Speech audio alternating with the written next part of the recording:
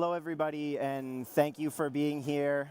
I'm going to speak a little bit just to make sure you can hear me in the headsets. Please raise your hand if there is an issue. Make sure it's on, make sure the volume is up, and let me know if there are any problems. The team is here to help troubleshoot a little bit. To put them on. Okay, good.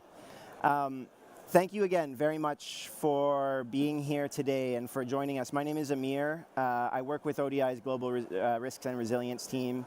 I have the honor of moderating this session with you. Just a few housekeeping pieces before we start. Now that the headphones are working, please you leave. You need to account for all of them at the end of the event. One note just to say this event is being live streamed, so be conscious of the camera behind you. We'll also be able to share the link to the recording afterwards for your use. I think just to start, before we get going, we have a few introductory remarks, and then we'll have two panels and a moment for Q&As. I'll mix around the Q&As at the time because it's a bit complicated with the live stream, but we'll make it work. Just to say that we should all be modest, I guess, in our ambitions for an annual event, but we have some ambitions for. We've seen over the last years in this room who have made it happen. Conversation from that.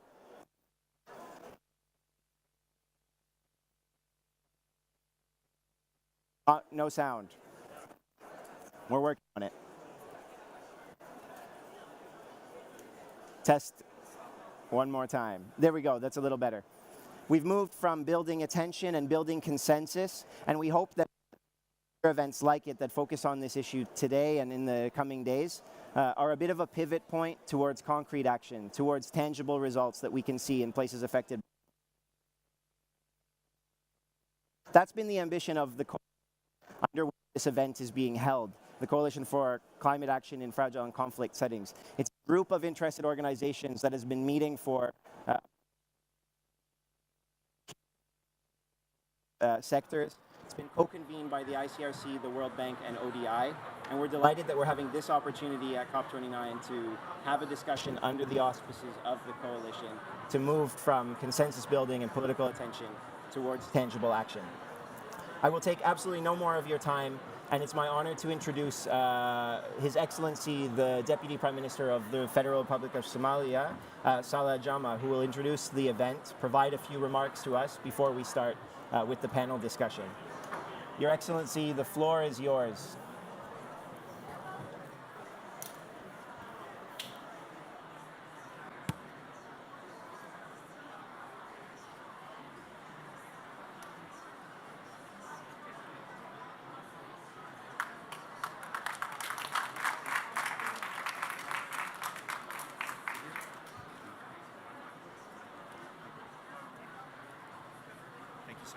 I get to speak from here? Absolutely.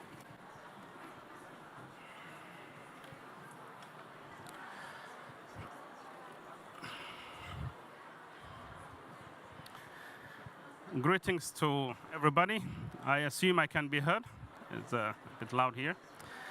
I would like to begin by greeting the panelists and the participants for this very important event that is focusing on the impact of climate change in a set of specific countries that seem to be facing the brunt of climate change in a more profound ways than many other countries. And I happen to belong to one of these countries and be one of the leaders. As you all will know, Somalia and many other regions in the Horn of Africa, Sub-Saharan Africa, the Sahel regions, countries like Yemen, and other regions are highly affected by the impact of climate change. And there has been a lot of discussion as to how we should approach in finding lasting solutions for adaptation programs in these countries. Of course, it comes down to the issue of climate finance, which is the theme of this year. The theme of this year is, this is the COP of finance. Of course, there is a very diverse discussion in various forums as we sit here today about mitigation, net zero efforts, technology, and different elements of coping with climate change.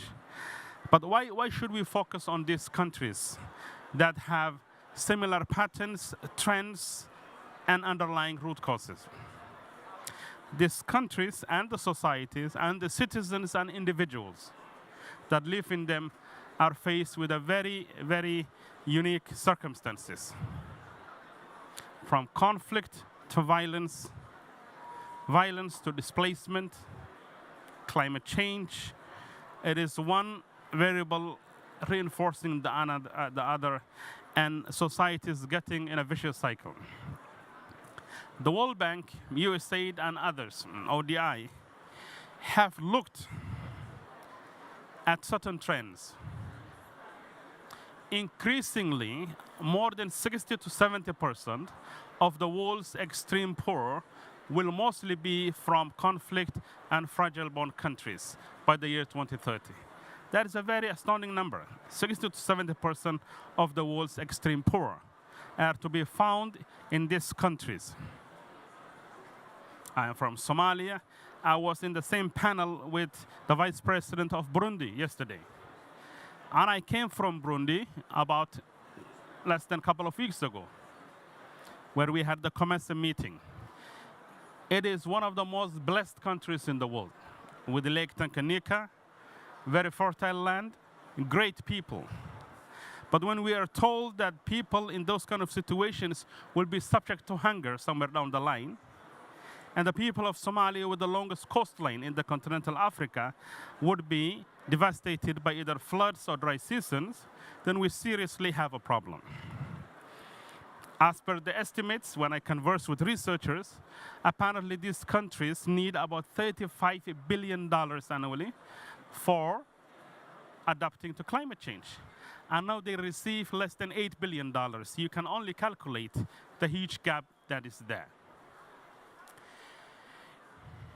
And as the leaders of these countries are trying to grapple with the challenges of attaining sustainable development goals, with the challenge of creating jobs, with the challenge of improving and enhancing the human capital potential of these countries, one disaster after the other comes our way, and the school-going children, the people who are acquiring skills, the productive sectors are destroyed overnight.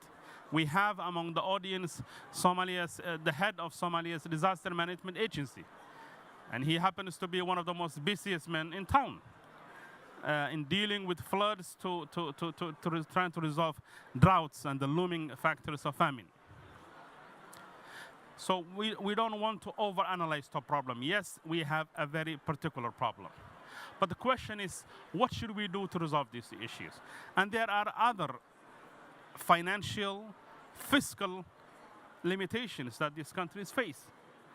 Somalia is one of the last countries to complete the HIPC initiative, which means we have a very specific fiscal space, and our expenditure does not allow us to play with a lot of room. Yesterday, I was part of an IDA summit, that is the International Development Assistance Envelope by IDA, which usually has been a source of grants, and from now on, we are hoping we'll be getting a very low rate concessional loans.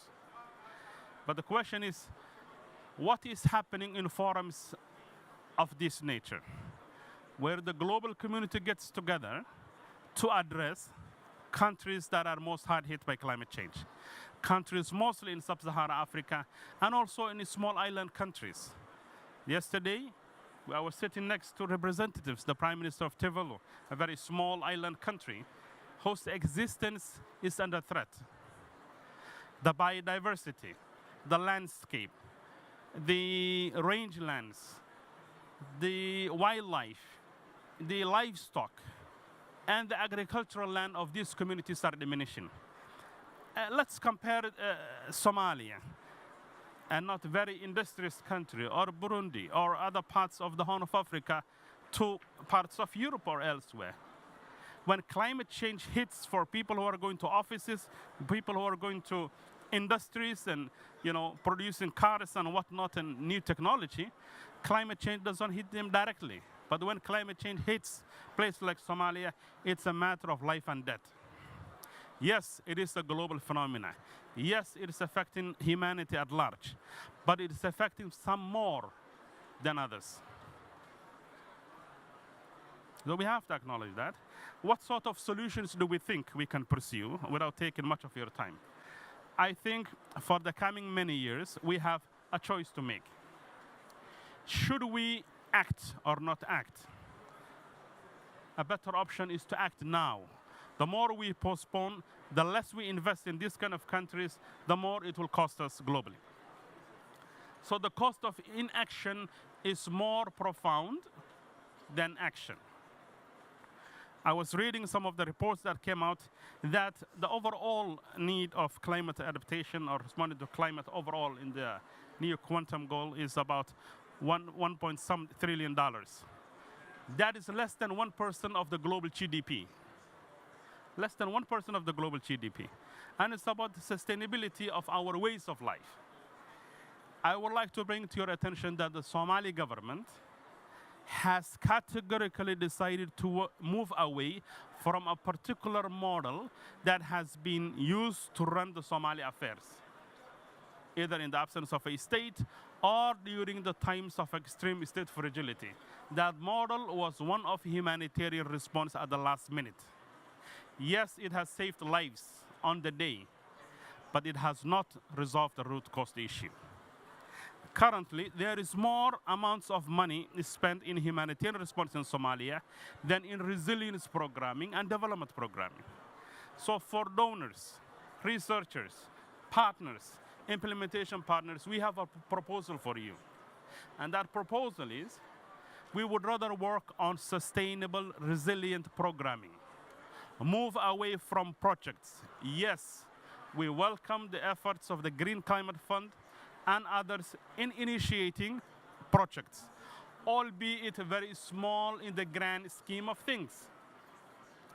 Some of the top 10, lowest 10% African countries, mostly the fragile countries, receive less than 1% of climate financing.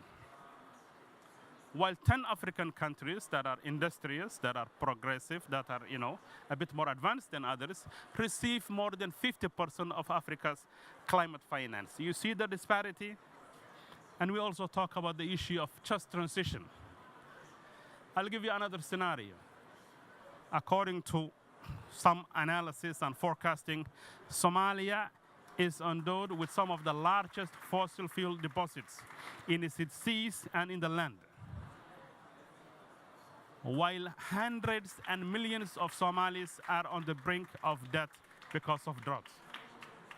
If we are to move to a just transition, to a greener world, there needs to be investment in improving the livelihoods of the Somalis, or many of these other countries.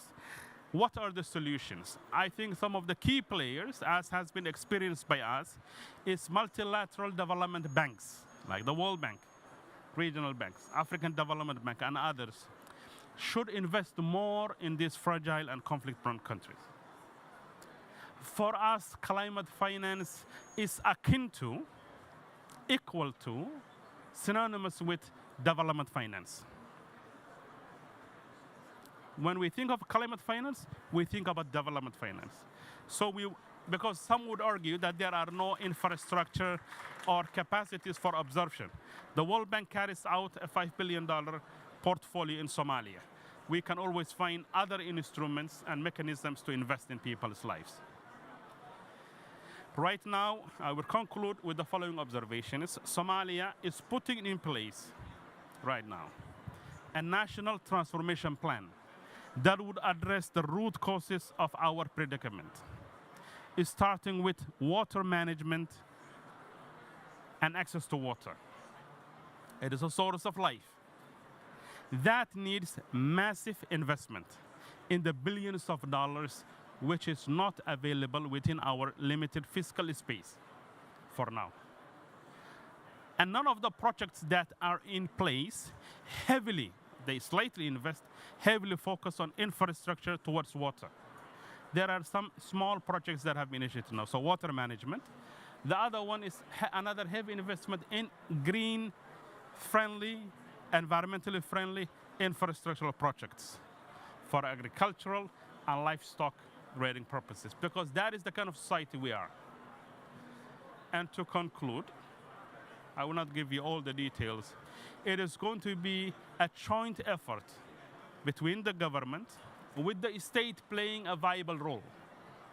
I often have used the analogy that what distinguishes the young Somali child that finds themselves in an IDP and a child somewhere in Switzerland or Australia is the nature of the state in Australia. So let's not forget in investing in the Somali state institutions. Because investment in agriculture, investment in education, investment in good governance, and investment collectively would help us deal with climate change. It was a bit too long for opening remarks, but those would be my sense for the day. Thank you very much. Thank you very much. And I have another obligation as a climate change victim. I often travel. My friend. Thank you very much.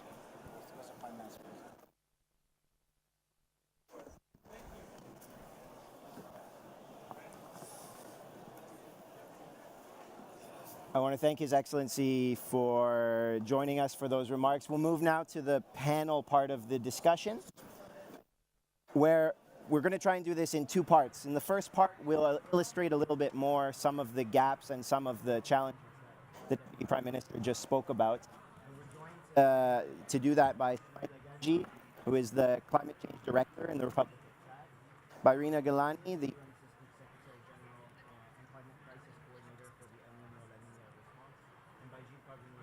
President of the International Committee of the Red Cross. I'll start with you maybe, Sumaila, just to help us. I was in Chad last week, and Chad is among those countries that the Deputy Prime Minister just mentioned. It's among the countries that are the most vulnerable and also least ready to adapt to the climate crisis. There's considerable work to scale up the response there now.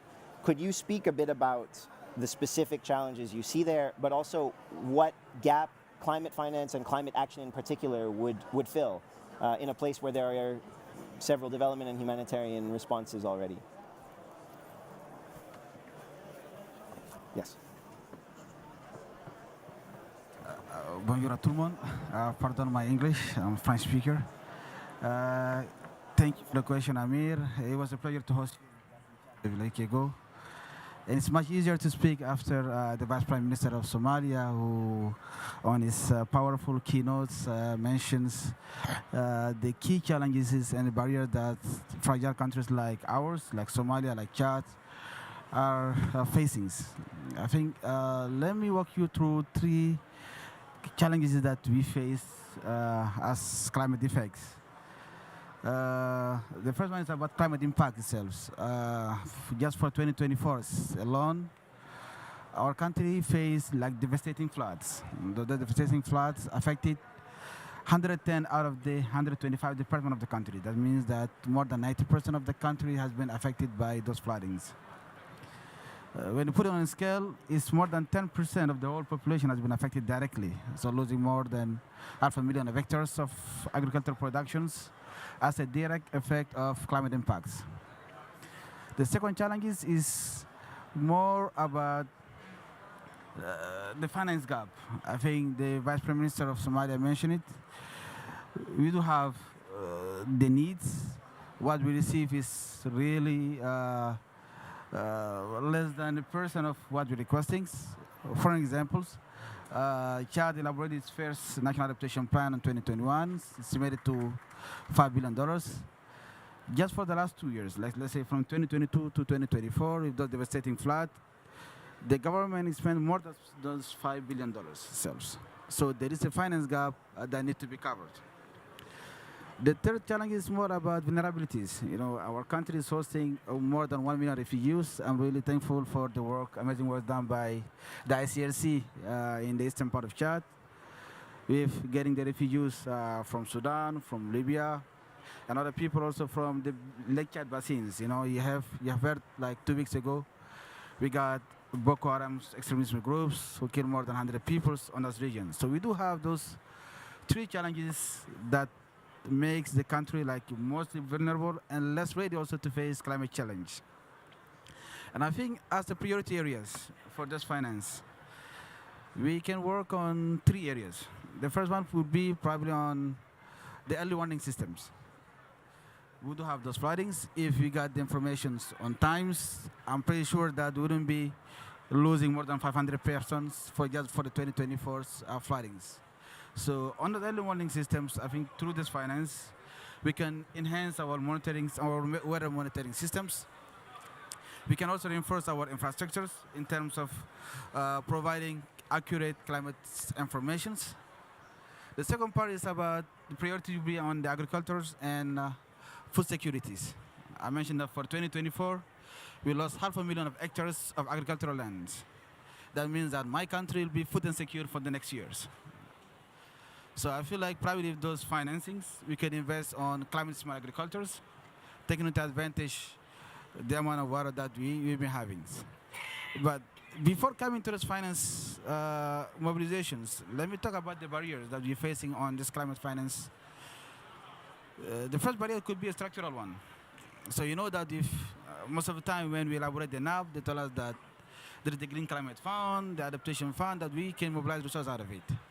But you know well, like for a country like ours, how difficult are the modalities to access those funds?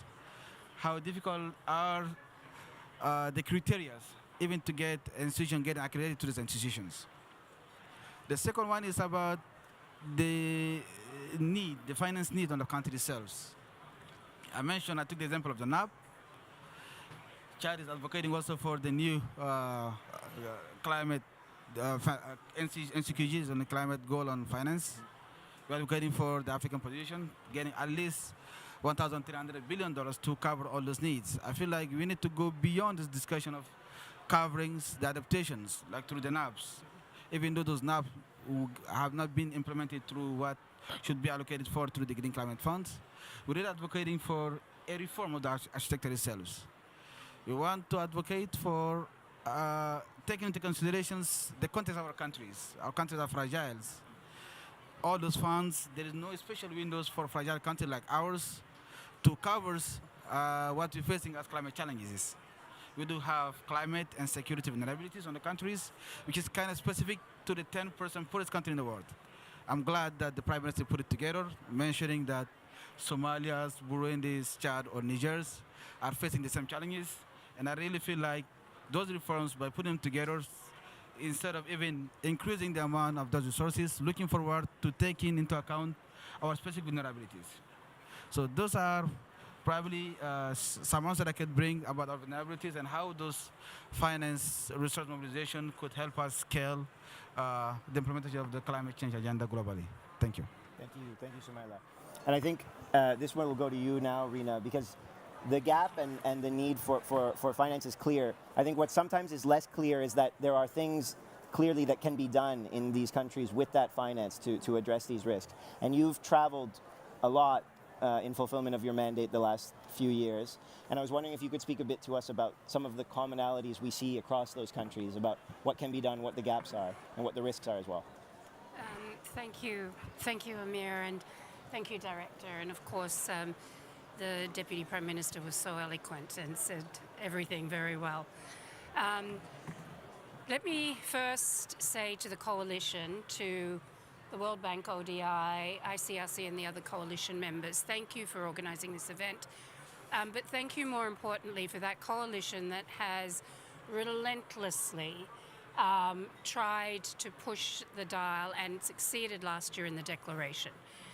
That is a massive win. And today we're here at COP talking about these issues, but even 4 years ago, we were not. And now it's everywhere. So that is a positive statement. And now, today it is really about making the words of the declaration jump off the page and make sure they're being implemented. So thank you for that. Yes, I've traveled widely.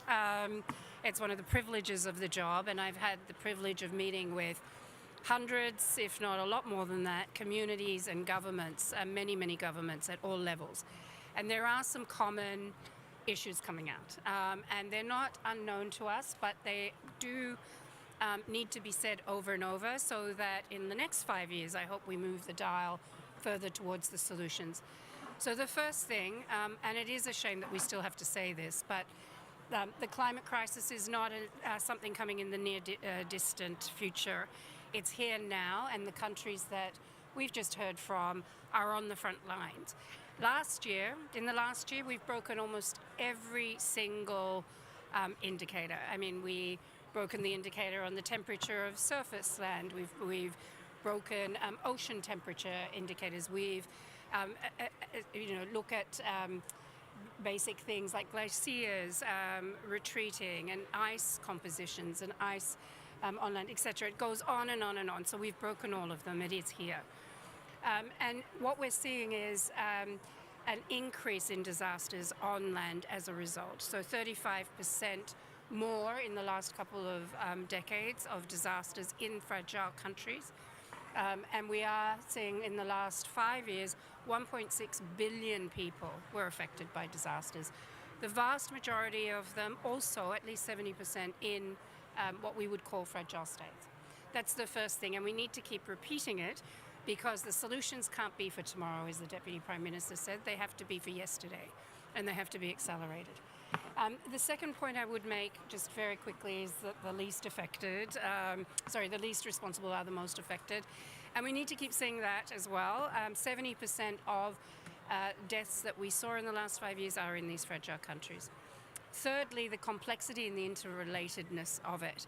At 15, I think it's actually 16 now, 16 out of the 20 countries most affected by climate are also classified by the World Bank as fragile states.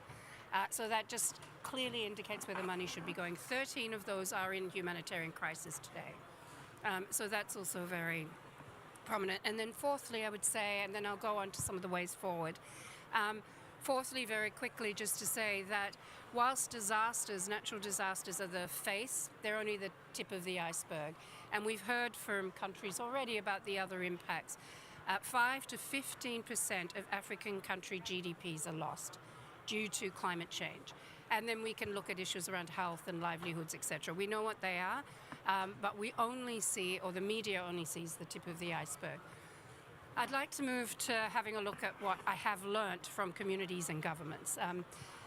And the first thing is, and it's obvious, and I think you referred to it, Director, and the Deputy Prime Minister certainly did, and that is that the issue of poverty and equality and looking at conflict and peace and climate have to be done in tandem. And although for many practitioners in the room that seems obvious because you see with communities in the field that that's what it's about, it's not so obvious politically. And so we must press on the international community to meet commitments on all three fronts at the same time. The second, I would say, is that communities and governments are not waiting. So the money that we do have, the little money we do have, should be in support of their efforts that are already innovative and already there. And the Somali Deputy PM just talked about their transformation program and water. That is a game changer in Africa. Whether it's too much or too little, that we should be coming in behind those initiatives that are already working. Thirdly, and I have 5 points, so I won't keep going a bit. Thirdly, just to talk about the practice that we do have at the field level. The report that's come out with this event, drafted by ODI and ICRC, provides a lot of excellent initiatives that can happen in conflict and fragile settings. It works. We know that. They need to be scaled up. And then fourthly, I would say that we need to be climate smart in everything we do. Too many forums that I'm going to or too many programs I'm looking to are siloed. And I will often meet with the Minister of Environment, which is really, really important, but the Minister of Finance needs to be there too in these discussions and so on. And the same goes with our own programming. We need to look at it in a way that is comprehensive. Lastly, I want to mention women. In the context of climate, it's not mentioned enough. That is a game changer. There will not be solutions to the climate crisis without the engagement of women. And we know 100 to 150 million women can be, if they're supported, can lift equally as many people, double out of poverty. We can see trillions saved on GDPs if this happens. And I have to mention finance, and I'm just going to do it very briefly. I can't leave the conversation without mentioning finance. There's been different figures used. I'm going to use a figure that I saw recently. I think it was the World Bank. 2.4 trillion needed to work on mitigation and adaptation for the most affected fragile countries or developing countries. Now, if we look at that, it sounds like a big number. But in 2022, which is the last figure we have, 7 trillion was provided to fossil industries, it directly or indirectly. 2 trillion was spent on the military and arms, probably more, but that's what we've been able to track. The money is there, it's the political will that is required. And there's a lot of other pockets of money we could talk about, so it's how the money is being spent. And lastly, ODA is not the answer. We talk about aid, it's a small amount, we're not even close to the 0.4% of GNI. And we're not going to get there at the moment. So we need to be bolder, more courageous, and bigger. And I think the Deputy Prime Minister mentioned some. You mentioned a few initiatives. It's great to see the Green Climate Fund and the World Bank and other banks moving forward. It needs to be faster and much more bolder, as said, in these fragile contexts.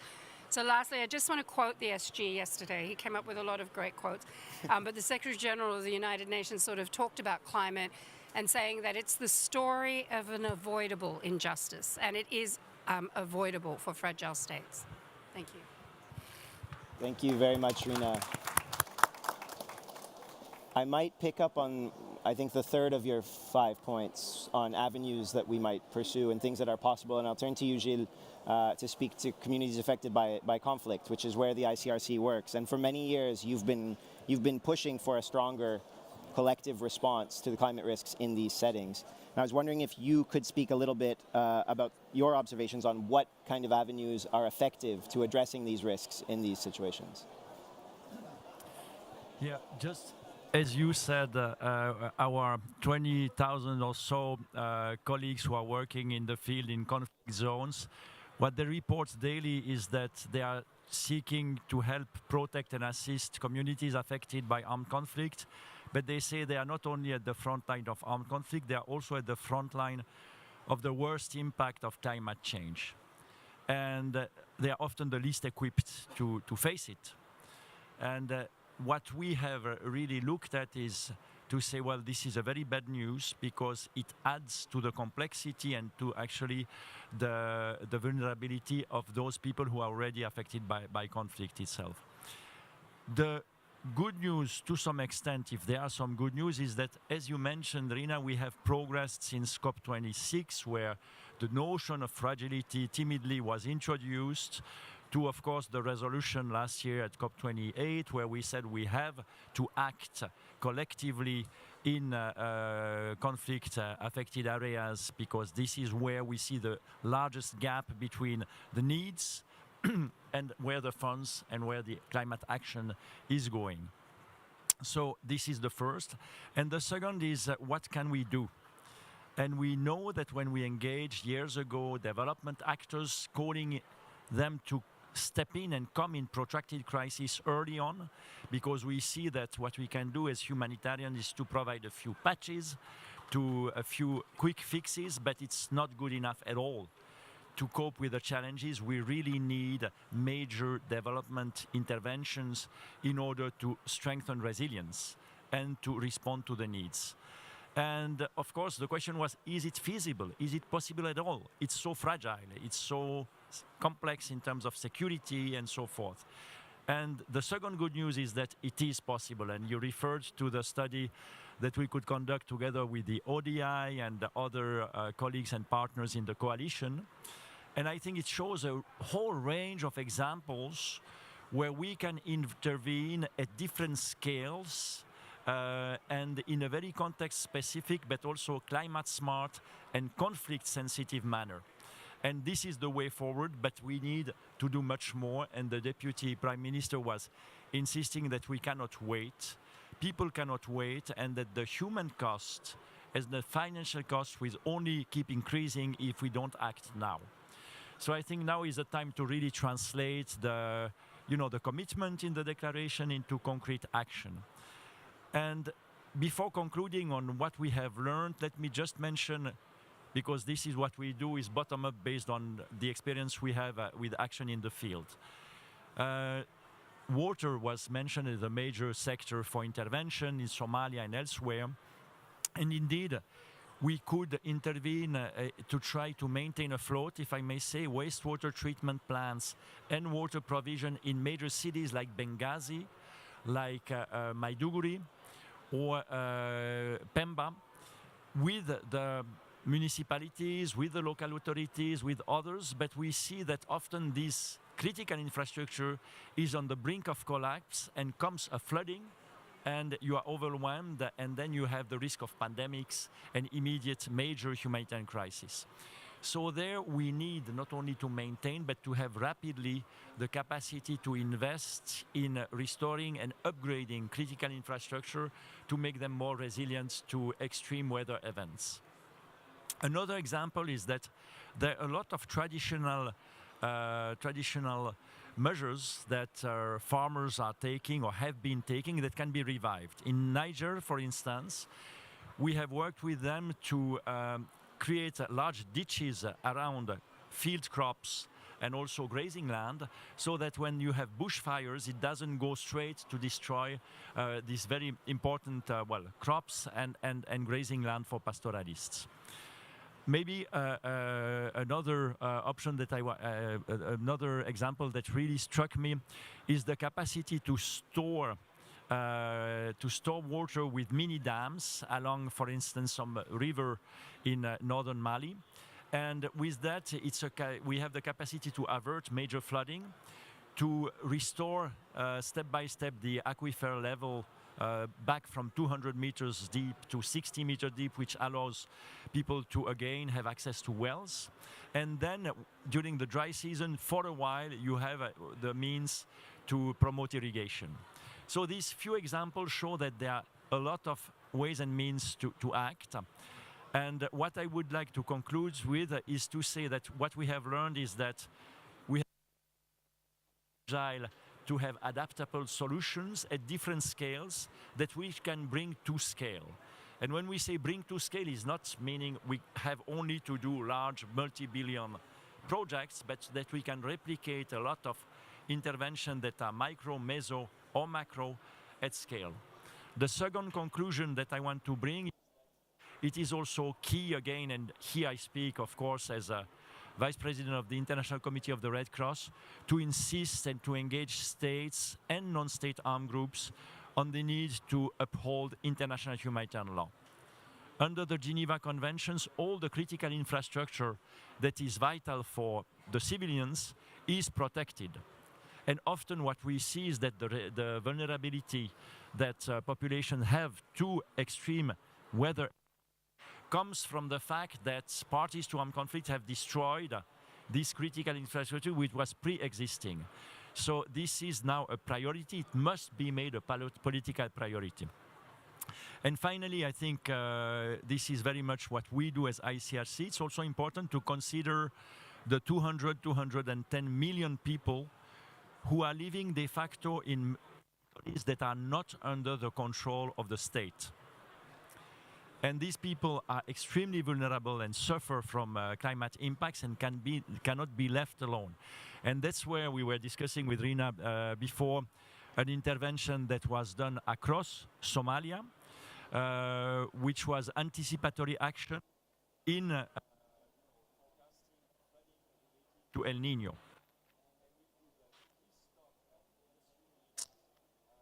Take and also provide information by telling, to connect to, for instance, BBC Somalia, and to provide weather forecasts so that they can have the information needed to react.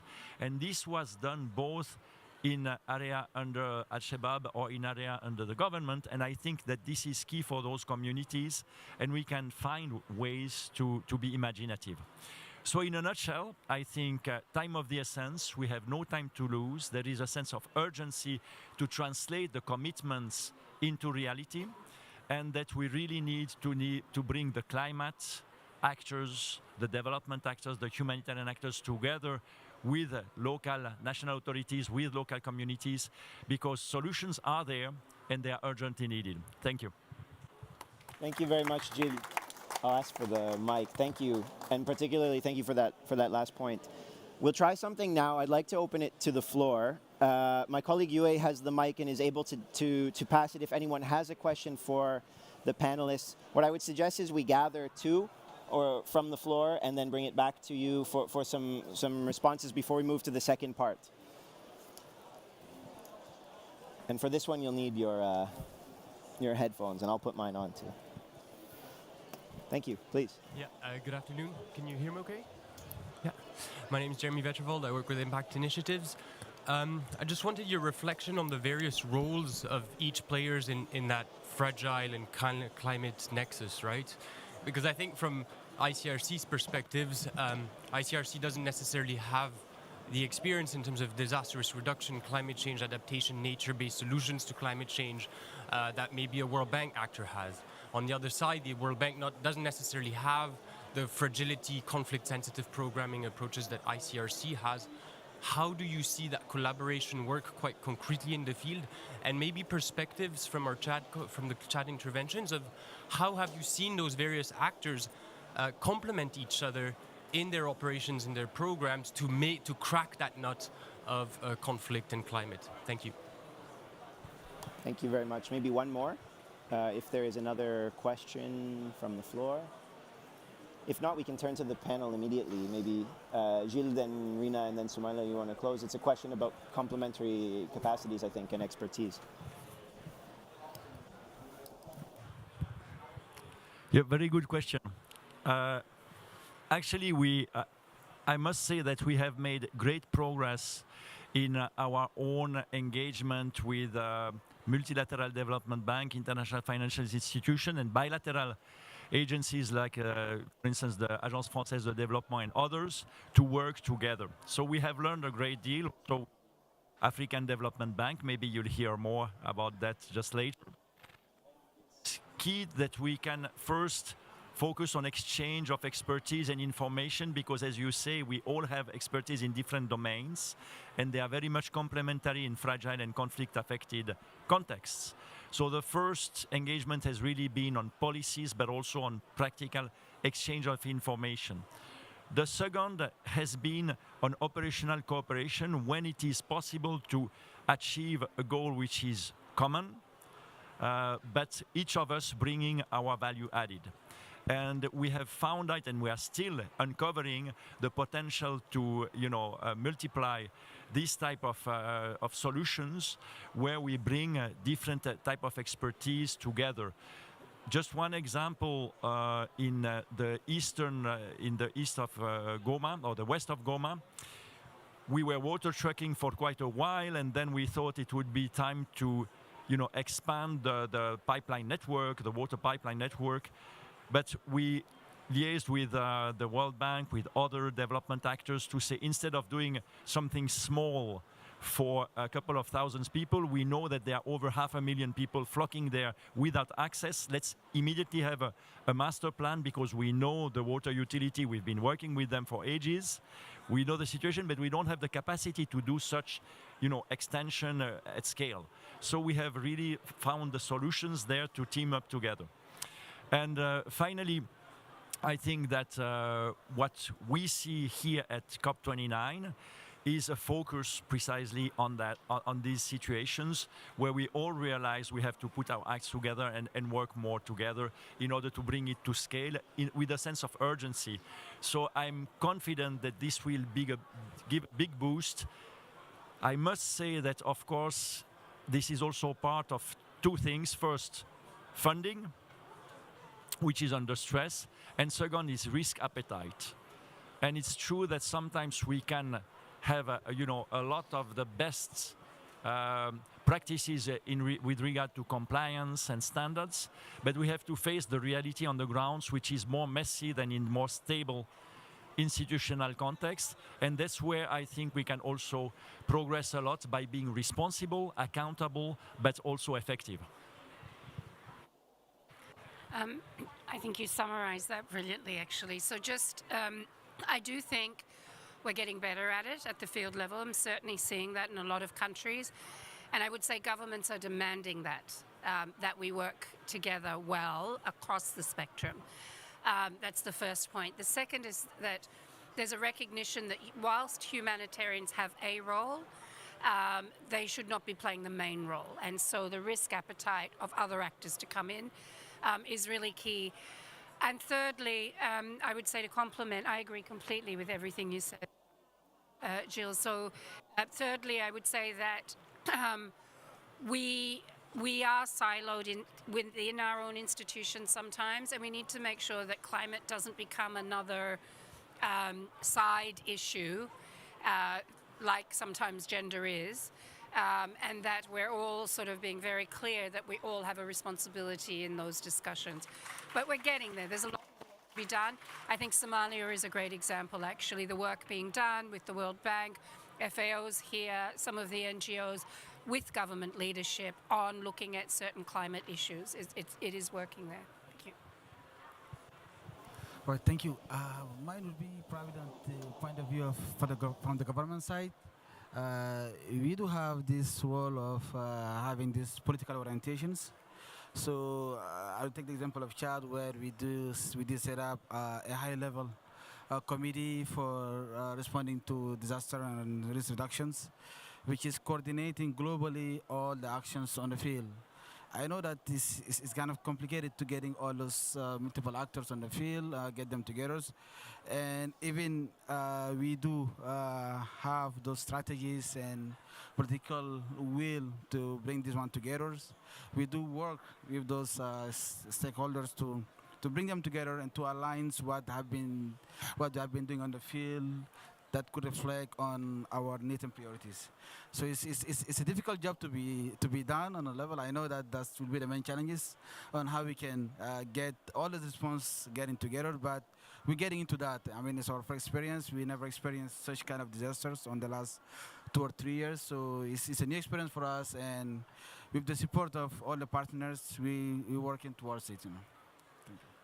Thank you very much, Sumaila. I want to thank all three of you for this discussion and ask everyone for a round of applause as we do some choreography. But thank you very much. We'll move now to the second part of the discussion, which we're calling Enabling Progress. We've heard a bit of an illustration of the context, and now we'll ask Sinead, Jacqueline, and Yero to come up. Maybe we can swap seats if that's possible.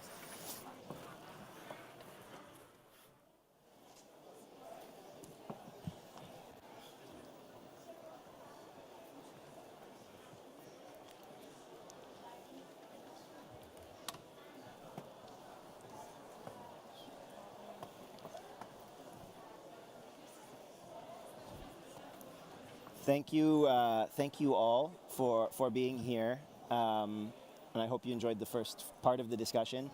As I mentioned, we've called this section Enabling Progress because we're moving from kind of the illustration of this challenge to hopefully hearing from you, from voices that have been constructive and will continue to be constructive in finding ways forward. We're joined today by Sinead Walsh, the Climate Director for Ireland, by Jacqueline Musitwa, the Deputy Assistant Administrator for USAID's Bureau for Humanitarian Affairs Assistance, and Yero Balde, who is the Director of the Transition States Coordination Office at the African Development Bank. Sinead, I might start with you. As I said, we've been hearing perspectives from really, close to the ground, and I've heard you speak about your previous roles where you witnessed kind of that firsthand as well. I was wondering if you could just speak a little bit about the progress you've seen and very concretely what's still missing from the perspective of a donor to making this happen in a concrete way on the ground. Thanks, Amir. Yeah, no, it's great to be here, particularly with somebody that I worked with in Sierra Leone. I was in Sierra Leone for 5 years. You were probably 4 years, yeah. So Yero and I, we go way back, and yeah, no, it's great to be here and to be, I think, among quite a few old friends in the audience as well. Yeah, I mean, I think Rina mentioned this that COPs didn't really used to talk about this, and now it's. I mean, I don't know about the rest of you. I have a dozen events maybe between myself and my colleague Juliette that we're trying to cover on this in the course of a couple of days. So it is good to see that. We quite liked this notion that the Baku presidency have of trying to make the whole area of peace a more permanent, give it a more permanent home. I mean, how exactly you do that is a different question, but I think that the intent is a good one, and to have the thematic day again and so on. And I think in funding terms, I think GCF in Somalia is a very promising green climate fund, and sort of their particular new program in Somalia, and the visit of the ED and all of that in her early months in the job. I think these are showing positive signals. But I'm looking at this stat up here about fragile states and what they receive, $11 per person compared to 162. There's another stat that I think is interesting, and it maybe helps me bring up a point which I don't know if people will agree with this or not, which is about the difference between fragile and conflict affected. So from some of the stats that we've seen, you have a kind of a low income states receiving on average $7 of climate finance per person. Then you have fragile states receiving $5 on average per person per year. Then you have conflict affected receiving $2 per person per year. And I think one of the concerns that I would have, having worked in say Sierra Leone for 5 years, which was at that time, on the fragile list. I think it might still be on the fragile list, actually, of the World Bank, but it was not conflict affected at that time. And then I spent 4 years in South Sudan, which was deeply and remains deeply conflict affected. And there's really no comparison in terms of the way in which international actors can come in, investors can come in, and so on. So I think we need to be very careful with that distinction. And I find, on our team and in our work, we increasingly feel the need. Maybe I should take this off. I don't know what's better or worse if I have this on or off, but we increasingly feel the need to really talk about conflict affected, so that the conflict affected don't get lost in the fragile category. And I think the stats I mentioned can kind of show you that this may indeed be the case. So, obviously fragile countries that are not conflict affected still have challenges and still deserve support. But we all know the real difficulties are in the conflict affected. And, I used to laugh, when I was working in South Sudan, and you would see, you would be meeting, say, an organization, and then you would see that this would be, say, when I was back in Brussels or in Dublin, and meeting a global organization, and they would say, oh yeah, we work in South Sudan, or their website would say we work in South Sudan, and then I'd be like, but you don't, like, I've never seen you before, I've never heard of you, and then they say, oh no, we don't actually manage to actually go to South Sudan or give any money, but in theory, we work in South Sudan, and when things, settle down, which is basically saying we don't work in South Sudan, but it's on our website. So I think we need to really, and I think this is a good group to kind of parse that and be very careful about what we mean and who is actually being left behind. But you did ask me to talk about progress, so I shouldn't just talk about challenges, I suppose, Amir. I mean, I think you know, there's some positive things. I think, Jacqueline, some of this stuff we're doing together, the locally led adaptation focus that we have, and some funding that we're trying to kind of put to the, you know, trying to get the funding down to the local level. Again, even more difficult in conflict affected. We're supporting some work, and I'm sure some of you are as well, trying to, I suppose, fund both climate and conflict work at the same time, and you know, within the same program. So there's some work we're supporting, for example, in kind of conflict affected places in Kenya and Nigeria, around you know, supporting climate adaptation, actually as a way to bring communities together who are fighting about many other things, but can agree that climate adaptation, you know, that climate change is really, you know, kind of messing up their lives and their livelihoods, and that they can come together on wanting and needing to find solutions. So I think that's the kind of work as well that we're keen to kind of scale up. You know, I suppose a fair bit of. I was actually glad to hear both the Vice PM of Somalia and also our colleague from Chad, you know, talk about early adaptation, you know, anticipatory. Because we're trying to do a lot of that. I suppose we kind of have a very long track record in humanitarian support, and we've really been trying to work with a lot of our humanitarian partners to say, how can you have a longer term adaptation lens on what you do, and also work in a more anticipatory way. So for example, the SURF, many of you will know, the Central Emergency Response Fund, they have a new climate window. I think we were the first donor into that with the first 5 million. That's trying to do adaptation in some of these difficult contexts. I will say, I'm looking at Catherine Lune here, I don't necessarily think humanitarian actors are all that comfortable in this space yet. I think there's much to still do to really make sure that they can do kind of quality work. If you were cynical, you might say that, you know, they want some of the climate finance pot, and a lot of them are jumping in this direction. But actually, I think we need humanitarian actors to be taking this lens, just as we need peace actors to be, you know, to be taking this lens as well, and we need that kind of complementarity, that nexus word that we all love. So we're supporting, you know, the SURF, the IFRC, various other partners, Start Ready, various other partners, and also early warning systems, and again, kind of stressing the point with our partners like World Meteorological Organization. We're involved in the SOFT program. And we are sort of sitting there at the board meeting saying, and what about the conflict-affected, you know, countries? And I think we kind of all need to do that in these big global programs, because, like I said, if we don't do that, it's the conflict-affected who will always have the asterisks, which will be like, oh yes, we will, you know, we will someday get to these countries, but actually we can't do it right now. Because the reality is, it's a risk issue.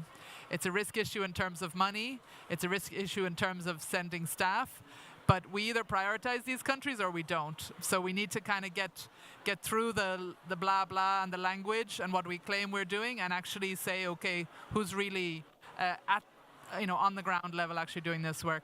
So not really sure if I answered your question, but I feel like I spoke quite a bit on the topic in broad terms, maybe, Amir. No, totally fine to speak about challenges. We were hoping you would just solve them on the spot. But no, thank you, Sinead. We'll turn to you next, Jacqueline. We've been speaking to USAID about this for a long time, and we often hear a request for a more granular conversation beyond the policy level. And to some extent, this event is an attempt to get bridged to a more granular level, talking about the kinds of projects that work, the interventions that are feasible in each kind of context, tailored to each context. I would love to hear from you on what we need to do to get there, to that more granular conversation, a reliable, more granular conversation around technical exchange between project teams, whatever you think is needed to get there.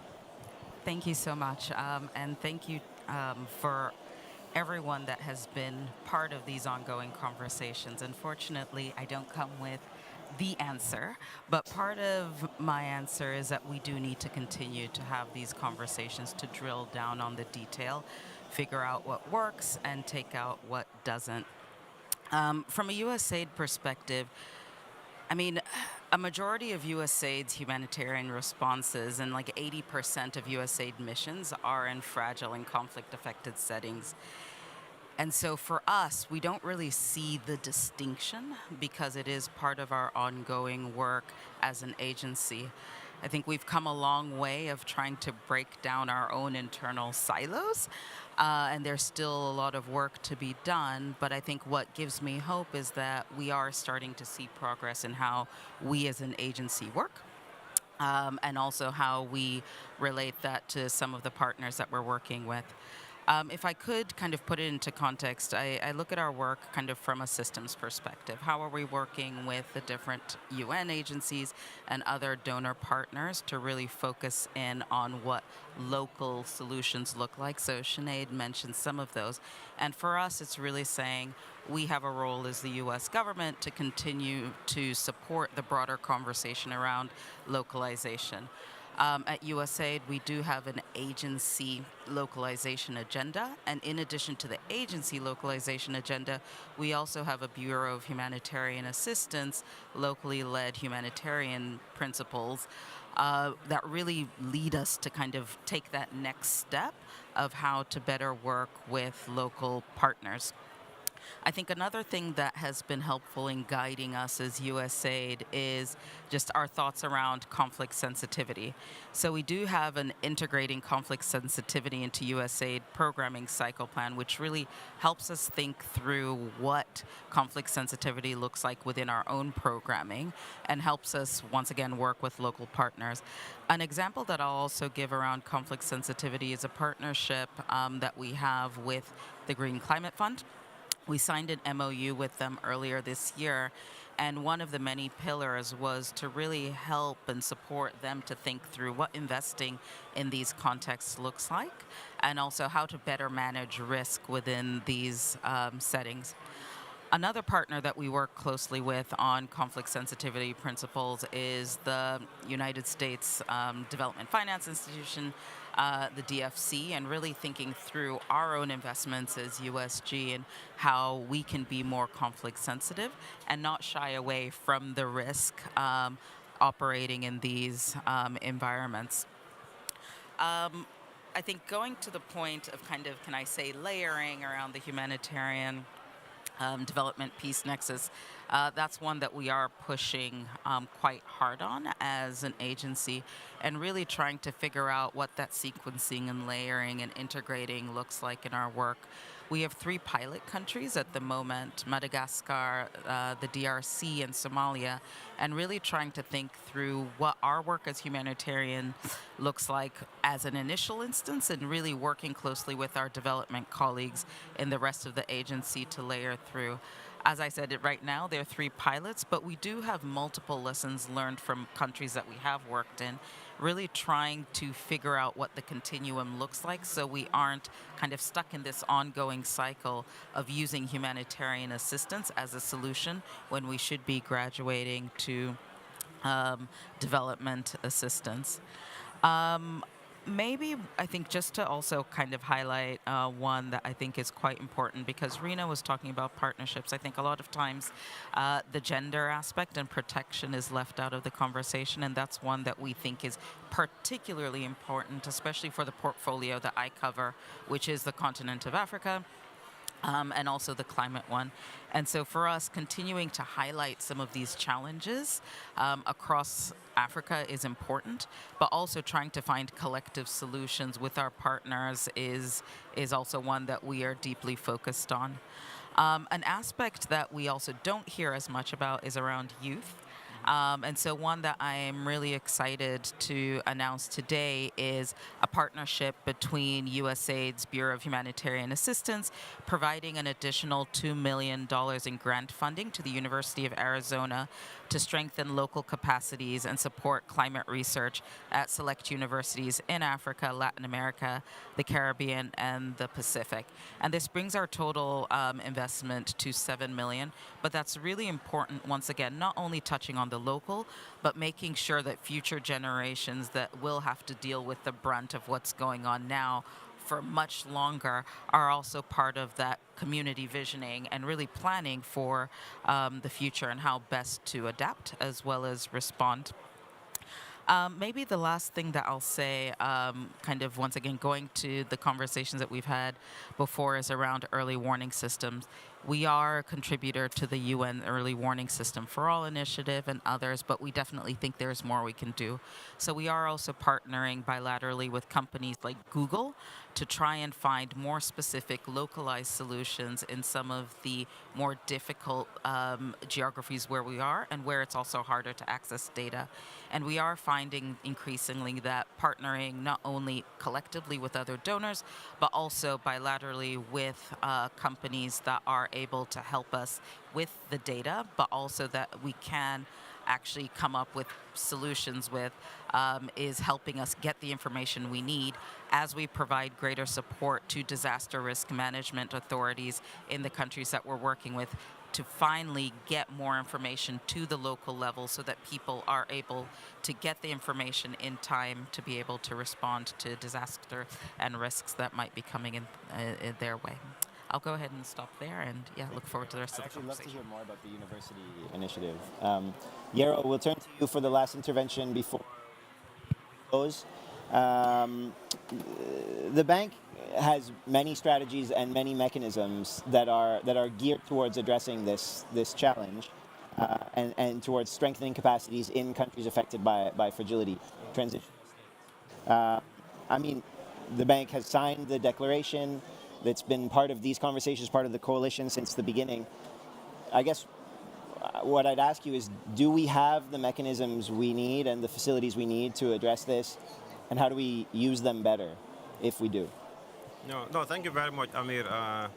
First, let me thank, of course, ODI, World Bank, and ICRC for really organizing this event and for giving us the opportunity to also share our perspectives. And indeed, the coalition as a whole for really keeping this momentum, to have this agenda as part of really COP29. And we really look forward to the launching of the Baku call to action, which I think will add further momentum to what we are doing. And for us as a bank, I think we are really highly committed to this declaration and committed to the fact that, the nexus between climate and peace do really exist. And in fact, we have recognized it in our 10-year strategy, our new 10-year strategy, that climate and peace are indeed global public goods that really we should, invest in and make sure they are sustained at all times. So what that means is that we really have to adjust our own delivery model to make sure that we are able to, to support, scaling of climate action across Africa, but also especially in fragile and conflict-affected, countries. So in that regard, what we've done is to systematically mainstream climate and peace, conflict sensitivity in all bank-funded operations, including bank strategies or country engagement strategies as well. In addition, we have also developed a number of tools that will help us really to understand better what are those drivers of fragility, what are causing this conflict, so that we go to address the root causes of the conflicts, but also the drivers of fragility, but more importantly, identify those sources of resilience where we need to invest in order to be able to really cope with the shocks that come with all these challenges that we are seeing. So, in addition to that, what we've done as part of our delivery model as a bank is to make sure that all our operations are also climate smart, in the sense that we assess the climate sensitivity of our investments in all our operations, more so in fragile and conflict-affected countries. So, and as a result of that, you'll see that we have increased the share of investments that are really climate sensitive from 9% in 2016 to about 55% in 2023. And these are, Paris aligned also as well. So in effect, the tools are working. But we also know that we have to really be more intentional in the way we, by ensuring that our investment strategy as a whole is really quite responsive and sensitive to being is conflict sensitive, but also sensitive to the effects that climate change is having on the lives of the vulnerable populations. So as a result, our programming is entirely, geared towards making sure that we ensure that all operations, especially sovereign operations that we have, do really, pass that checklist test. But more than just passing that checklist test is to make sure that it becomes an integral part and being intentional about it, even in the investment strategies that we do. So on the financing front, also, we know that, in Africa, there's a huge climate financing gap. And I don't need to repeat it because the Deputy Prime Minister, already, spoke about that. When we talk about, like adaptation alone, currently Africa receives about 30 billion per year, when the estimates are saying that we need about 277 billion per year. So there is a lot. Yeah. And for some of these countries, this is an existential issue, because climate change impact is so high on them that we really need to do something about it.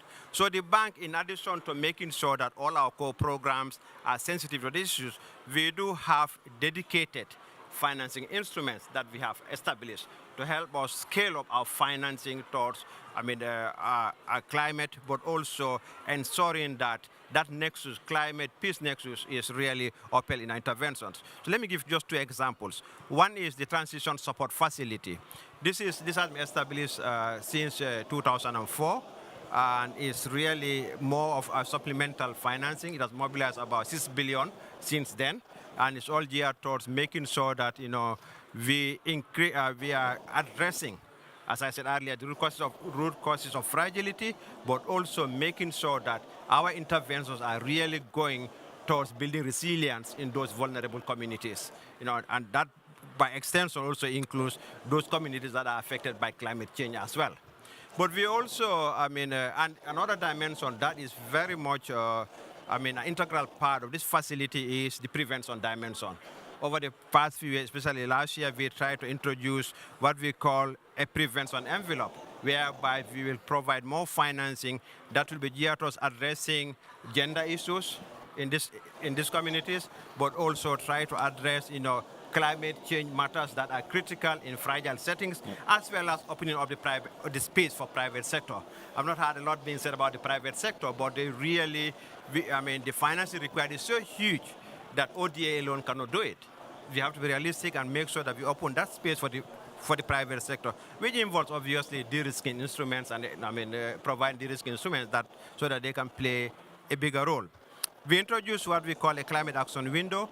This is purely, and again, thanks to the UK, Germany, Netherlands, and Switzerland for providing the seed financing for this research. And what this does is that we want to have a dedicated facility that is just for Africa, because we know the challenges that African governments face in accessing global resources. But in this, we have a dedicated, and again, with this, we also, the ambition here is to leverage this resource so that by 2025, we are able to mobilize, to leverage about 4 billion of co-financing for it. We already, in the first year, we are able to leverage about 1.6 billion co-financing for this facility.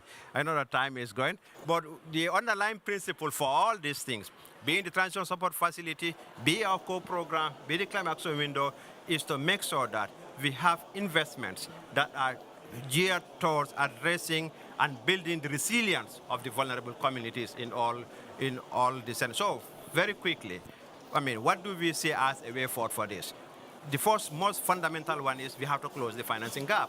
And as I said, that includes opening the space for the private sector. What kind of innovative instruments do we have to have the private sector play a bigger role by private climate smart intervention, but also creating jobs that our youth, that USAID also mentioned. The other issue is also the data gap. How do we close data gap? Supporting more early warning systems, making sure that really, we are not only, knowing what's happening, but the predictive analysis that they provide is also enhanced. We then also need to make sure that we anchor this nexus in national development plans by really helping us to support, using a whole of a society approach to support localization. But localization that is underpinned with participatory development approach that go to to the ground, to the communities themselves. That is one emphasis. Then the final one is really to establish the strategic partnerships that I think we've all been talking about. We have an excellent partnership with ICRC, and just this week we had our operational framework agreement, which will allow us to do and also to stay engaged even in active conflict situations. And I think also that strategic partnership also allows us to address transboundary issues, because most of the climate change issues are transboundary in nature. This partnership allows us to do that. And earlier, the Somalia Deputy Prime Minister mentioned about, sustainable resilience programming.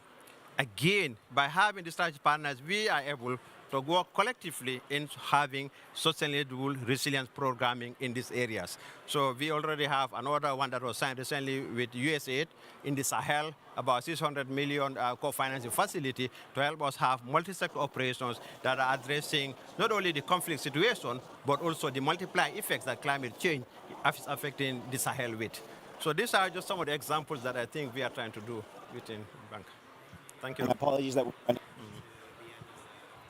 What I would suggest is we take conversations offline. We have the space for another 15 minutes, but apologies to those who are watching from home. I would just like to invite to close the event and to bring us back to the reality of what we're seeing in places affected by these compounding dynamics. I'd invite the Deputy Minister of Water and Environment, His Excellency Mr. Najib Nauman, to close the event for us from Yemen. Thank you very much, sir.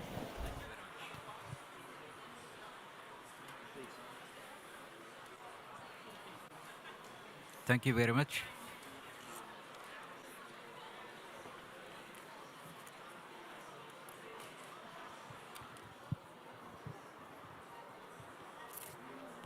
Good afternoon. Distinguished colleagues, esteemed participants, ladies and gentlemen. As we conclude this crucial discussion on climate action in conflict and fragile settings, I stand before you not just as a representative of the nation that understand the complex interplay between climate vulnerability and conflict, and fragile as well. The discussion we had already today from Somalia, as this is a neighbor country to Yemen. The circumstances may be similar, with small difference maybe.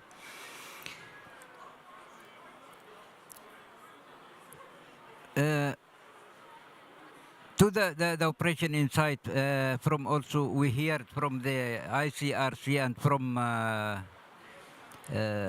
another colleagues here.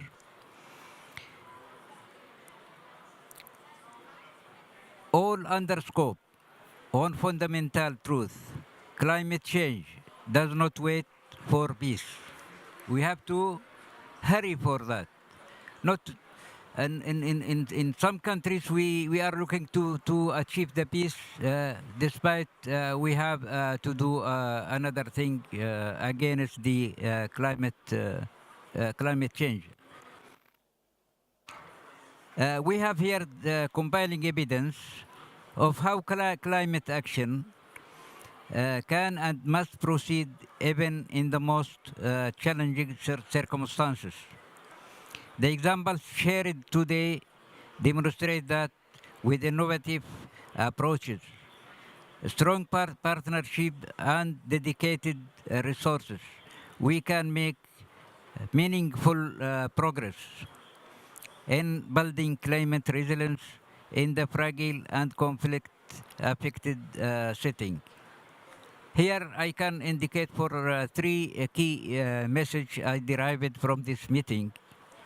Number one, the urgency of translating the COP28 Declaration on Climate Relief, Recovery and Peace into concrete action. Number two, the critical importance of flexible, context-specific approaches that recognize the unique challenges of the fragile and conflict settings.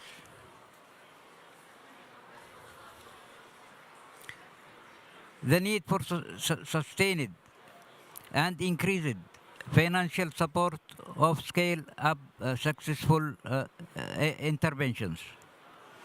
As we look ahead to 2025, let us move forward with renewed determination. The commitment made today must translate into tangible action that benefit our most vulnerable communities. We must strengthen our collaboration, share our learning, and most importantly, accelerate our implementation. Thank you to the thank you and the coalition for climate action in fragile and conflict settings, for organizing this vital discussion, and to all participants for our valuable contribution. The path ahead is challenging, but together we can build a more resilient future for all our people, even in the midst of the conflict and fragility. Thank you very much.